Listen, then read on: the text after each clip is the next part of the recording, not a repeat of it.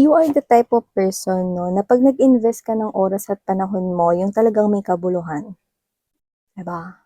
So this is you, 'pag nag-invest ka talaga ng oras, energy, pagod, pawis 'no, at passion dito, talagang alam mong may aanihin ka dun.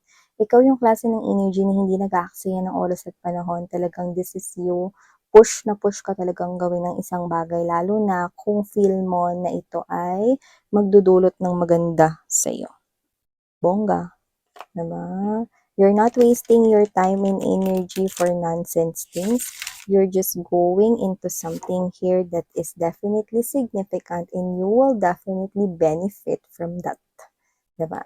So, hi and hello new subscribers. By the way, my name is Sian. Welcome, welcome.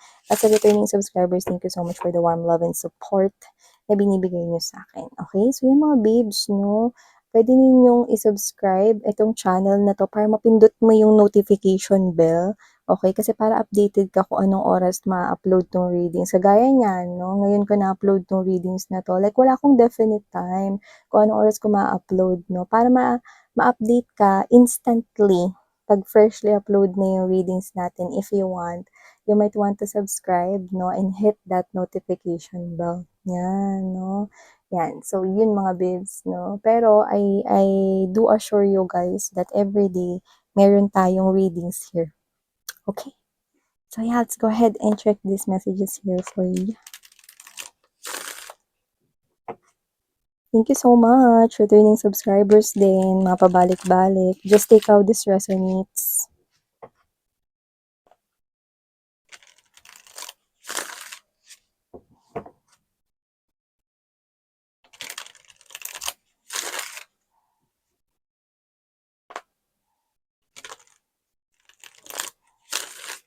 Okay, so let's go ahead and check this out for you, guys.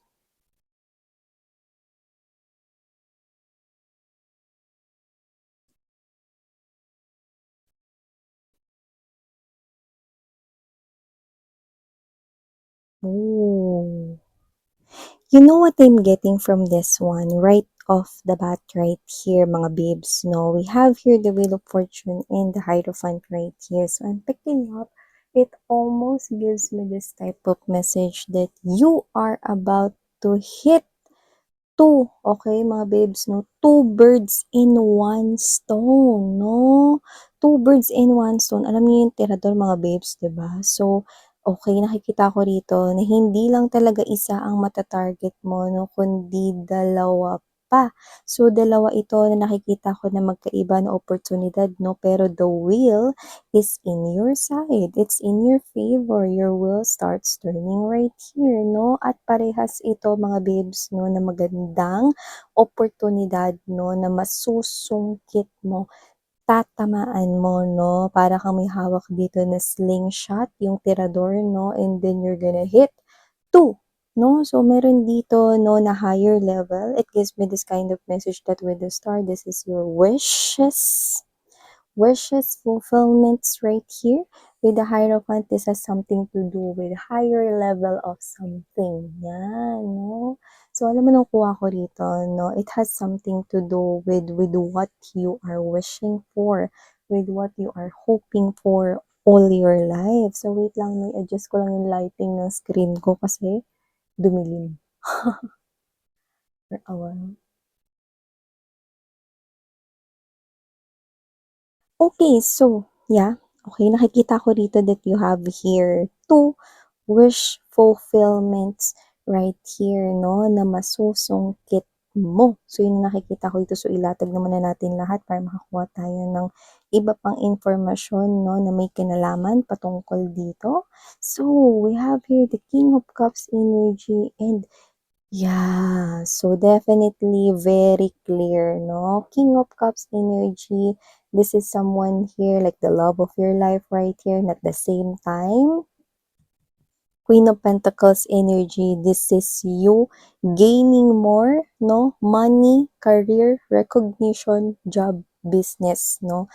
Pera at love life ang masusungkit mo. So, you are hitting two birds in one stone, 'no? Alam mo kung bakit? Kasi it almost magsasabay rito, 'no? So, hindi ko alam kung yung iba ba dito ay meron kayo ritong bagong trabaho or kayo yung bago diyan, 'no?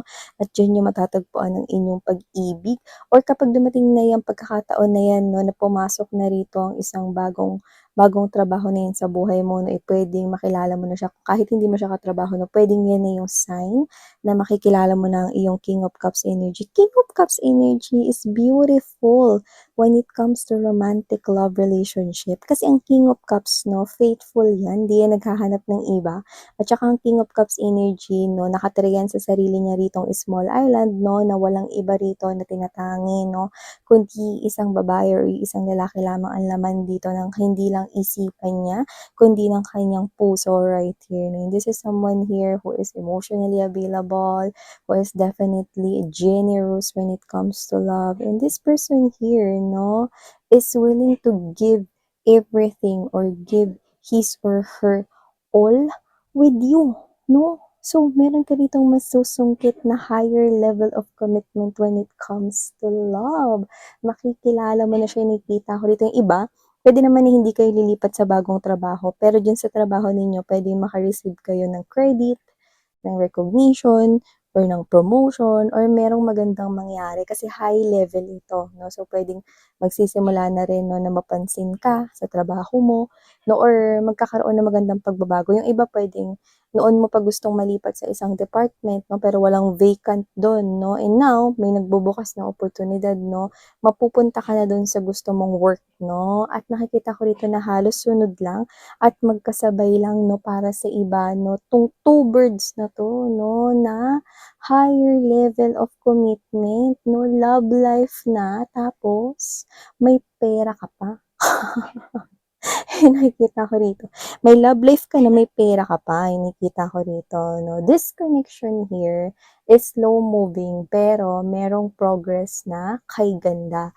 Positibong nakikita ko 'no sa pagsagwa na rito 'no ng yun 'no, banayad kasi yung sagwa nung bangka dun 'no. So kung ano man 'tong klase ng connection na 'to with this person here, magiging banayad 'no, ang takbo ng flow ng connection mo with this person 'no. This might not be quick 'no, or hindi magiging fast yung mga hindi magiging fast pace 'no, ang takbo ng koneksyon ninyo 'no, pero ramdam mo 'no, itong person na 'to 'no. This is someone here who might be hopeless romantic when it comes to love. Minsan na rin siya nasaktan 'no, pero alam mo yun, handa siyang magmahal 'no, lalo na kung ikaw naman yung mamahalin niya. Makikita niya rito ang tinataglay mo ritong kakaiba 'no, na katangian 'no. Parang ngayon lang kasi siya rito mga babes nakahanap ng person na faithful 'no, yung person na talagang isa lang yung talagang tinitingnan na person or maalaga 'no, yung genuine, totoo 'no, mabait, pagbigay, nice, thoughtful ka daw, and this person here will definitely want you to keep 'no, sa kanya ritong life 'no. So this is something here new, like a new connection right here 'no, but definitely this will go a long way with the Hierophant because Hierophant nakita mo yang ladder na yan 'no. Nakikita ko rito mga babes 'no, na magiging happy siya sa iyong presence or sa piling mo 'no. Yan yang hagdan na yan 'no, ay indikasyon 'no, na ito na yung person na puwedeng abangan mo or ikaw yung aantayin niya na maglalakad 'no, walk down the aisle. Marriage, it is higher level of commitment right here. This is someone here na napapasaya mo, napapatawa mo 'no. This person here is someone 'no, na nakikita ko na magkaiba yung flow ng energy ninyo, like literally puwedeng mas lively ka or whatever, okey? Pero nakikita ko rito 'no, na kayo ay nagiging compatible kasi I do feel like that this is meant to be because the Wheel and the Hierophant energy are both major arcanas together with the star. Ito talaga yung wish fulfillment mo. Naka-align ka rito sa ganitong klase ng pathway kasi this is really meant for you. So, binibigay lang to sa'yo ni universe right here. At hindi lang yan love life, no? Tsaka remember, hindi ito page, hindi rin ito knights. Isa siyang king, wala tayong gender, no? So, king and queen, parehas lang yon 'no, parehas mature ang nakikita kong person na papasok sa buhay mo. Matured ang kanyang pag-iisip 'no, sa lahat ng areas ng kanyang life right here 'no, at yung iba, high chance na ma-meet mo siya diyan sa company na 'yan na bago mong pagtatrabahuhan or bago siya diyan or baka naman mga babes 'no, ikaw 'to na hindi ka naman aalis sa work mo 'no, pero meron diyang magandang opportunity na naghihintay sa'yo, 'yan 'no, at maaaring after nito dun mo na ma-meet itong someone new, 'yan 'no. So, nakikita ko na mag-a-ascend 'tong connection ninyo 'no, nakakakuha tayo ng gumagaan yung loob niya kapag nandiyan ka, nakakakuha tayo ng parang gumagaan yung pakiramdam at lahat ng mga dalahin niya sa life 'no, kasi medyo sentimental siya, eh, yun yung nakikita ko here 'no. So, whatever the case may be, 'yan. And I don't know why I'm picking up na energies ng mga babes natin. Siguro meron dito yung parang kayo mga babes 'no. Nakikita ko kayo rito na kayo siyempre kayo yung main character ng sarili ninyong life 'no, pero ang maganda kaya mong maging kontrabida at kaya mo ring maging bida sa sariling buhay mo. Ang taray nun 'no, ay yung kontrabida doesn't have to be na bad influence yon or negative yon 'no. Ang ibig kong sabihin dun is parang kaya mo ritong maging palaban 'no, like literally magtaglay 'no ng hindi negatibong energy kundi parang ikaw 'to na 'pag meron ka talagang gustong i-pursue, gawin, hindi lang sa love life, kahit anong sitwasyon na gusto mo rito 'no, talagang push 'no, no matter what, okey? Pero hindi naman necessarily na 'pag may nasasagasaang tao is tutuloy ka pa rin 'no, hindi. This is you, palaban ka when it comes to life and to everything here. Yun yung nakikita ko dito, 'di ba? Ang ganda nun 'no? Ikaw yung kontrabida at ikaw rin yung bida sa sarili mong life. Ang ganda, you're hitting two birds in one stone. Kasi kaya ganun yung nakuha natin dito, kasi halos sabay mo 'tong makukuha or halos sabay mo ito talaga na matatayan 'no? Hindi ko alam kung meron bang fans dito ni Byeon Woosok? Byeon Woosok? So, yun ata yung name niya 'no, basta ito siya. Ilalagay ko na lang yung picture diyan, 'yan 'no. So, siya yung character dun sa Strong Girl Namsoon, 'yan 'no, yung sequel 'no ng naunang Strong Strong Woman Do Bong-soon 'no. So, dito mga babes 'no, kontrabida yun ninyo 'to, ito 'tong character na 'to 'no. Pero siyempre wala naman siyang kinalaman dito sa reading na 'to, na might be sign lang yun na puwedeng nakita niyo siya somewhere, ito, or, um, kayo 'to na puwedeng napanood niyo yun 'no, yung Strong Girl Namsoon. Maganda naman yun, nakakatawa, pampatanggal rin yun ng mga stress 'no, tsaka para humalakak kayo, ma-exercise yung ano ninyo, laugh lines na daw. 'Yan 'no, so yeah, ang gwapo ng kontrabida 'di ba? Pero 'yan 'no, and okey, kung hindi niyo naman siya nakita, okey lang. Nakita natin kaya natin minention 'no, para dun sa mga viewers 'no, na yung iba nakaka-resonate dun sa part na yun. Kasi puwedeng clue yun na this reading is for you rin. So, ilatag naman na natin all.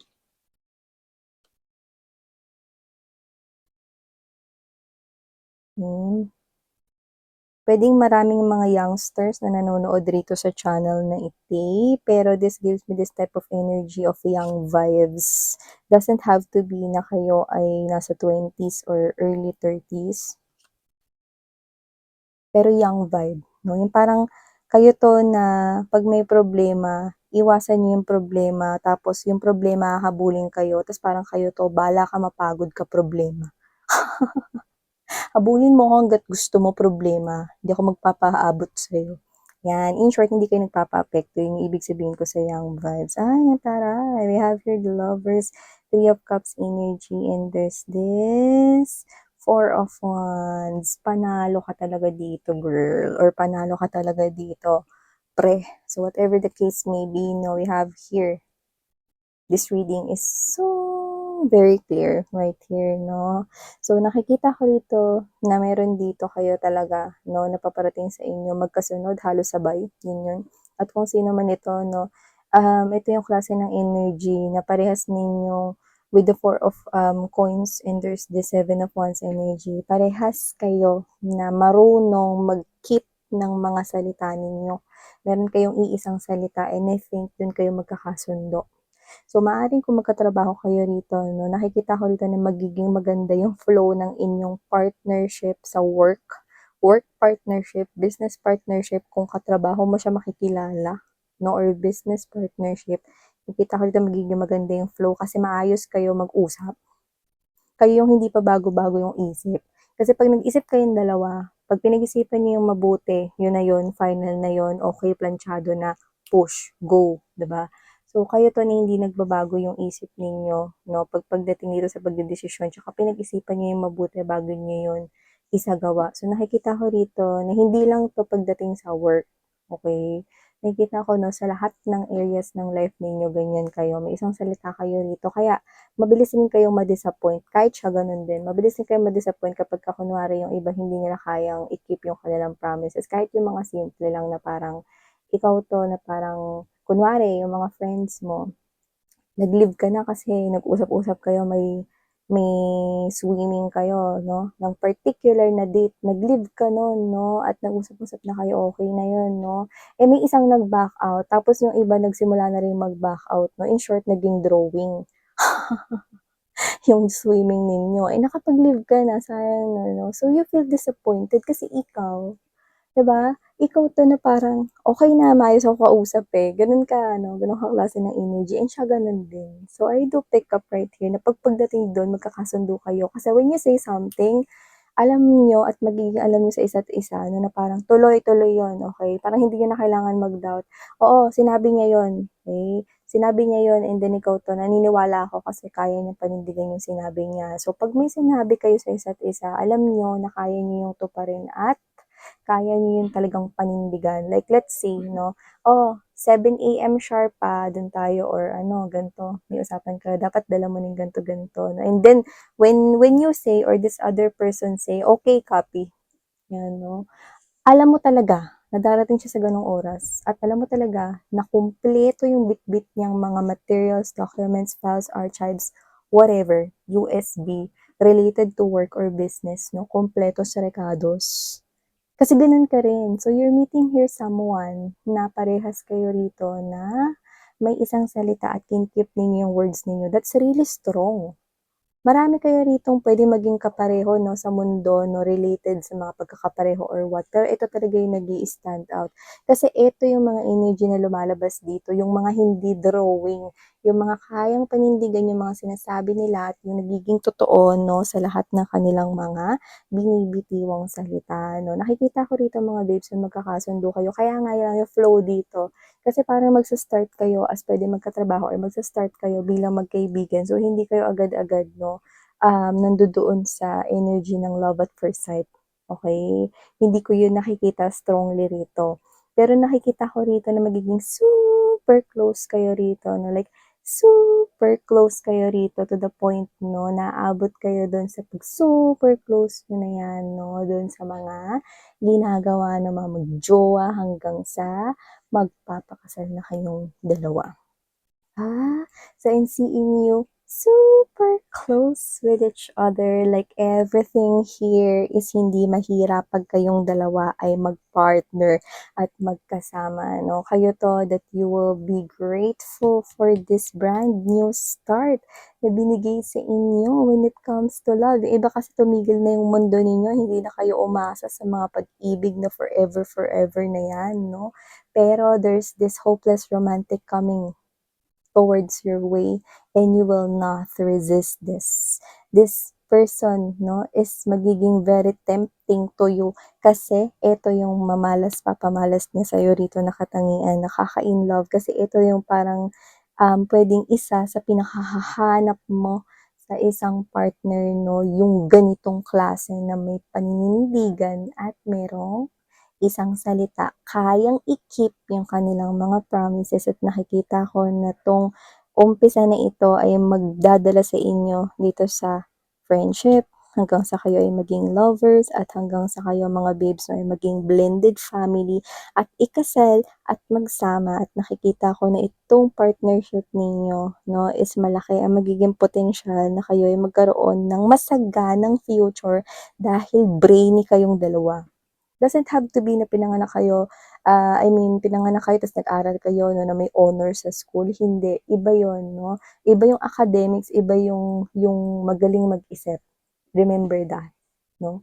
This is you, both of you, matalino kayo when it comes to making decisions right here at nakikita kong i-a-apply niyo yun sa buhay ninyo at kayong dalawa nakikita ko magiging mag-asawa at magiging power couple kayo. Yes, that's what I'm picking up, okay? Money ay mataas ang grow, 'no, para sa inyo. So, whatever the case may be, puwedeng gawin niyo ring, business rito 'no, yung parehas ninyong kinahihiligan kasi meron akong nakikita ritong pagkakaparehas ninyong kinahihiligan 'no. So, puwedeng isa or dalawa lang 'yun na parehas niyong kinahihiligan na gawin ninyong business 'no. So whatever the case may be, ang ganda kasi ito yung klase ng partnership 'no, na mabi-build talaga into solid foundation 'no, bago kayo talagang pumasok sa isang solid na commitment or relasyon. So nakikita ko kayo dito na, kasing bagal man nitong both na 'yan, pero ramdam na ramdam mo yung intensyon, makikilala mo 'tong tao na 'to 'no, simula sa dulo ng kuko niya hanggang sa baby hair sa kanyang, head 'no. So whatever the case may be, nakikita ko rito, mm, na malayo ang mararating ninyong dalawa basta't kayo ang magkasama. Ang taray ng hitting two birds at the two stone, hitting two birds at one stone right here 'no, because, wow, love and career or business 'no, ang talagang sa'yo. So, claim these beautiful messages right here. Collective, maraming salamat. Thank you so much. Sarang Hail, Love and Light. Annyeong.